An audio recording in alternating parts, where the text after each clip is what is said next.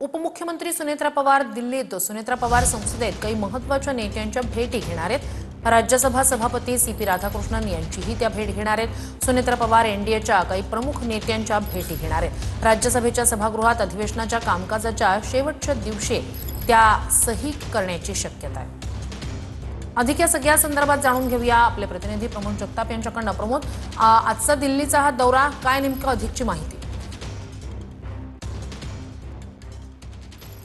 श्रुती, खरं जर बघायला गेलं तर राज्याच्या उपमुख्यमंत्री सुनेत्रा पवार या अजूनही राज्यसभेच्या सदस्य आहेत आणि या अर्थसंकल्पीय अधिवेशनाच्या कामकाजाचा आजचा शेवटचा दिवस आहे। त्यामुळे असं बोललं जातंय की त्या राज्यसभेच्या सभागृहामध्ये जातील आणि या अधिवेशनाची शेवटची सही जी आहे ती त्या रोस्टर जे असतं त्यावरती करतील अशी माहिती आहे। सोबतच सीपी राधाकृष्णन जे राज्यसभेचे सभापती आहेत त्यांची देखील त्या सदिच्छा भेट घेणार आहेत अशा पद्धतीची माहिती आहे। जी माहिती मिळते श्रुती, त्या माहितीनुसार सुनेत्रा पवार या भारतीय जनता पार्टीच्या किंवा एनडीएच्या काही प्रमुख नेत्यांच्या आज भेटीगाठी घेऊ शकतात अशाही पद्धतीची माहिती आहे। मात्र त्याचं अद्यापपर्यंत कुठलंही शेड्यूल आलेलं नाहीये।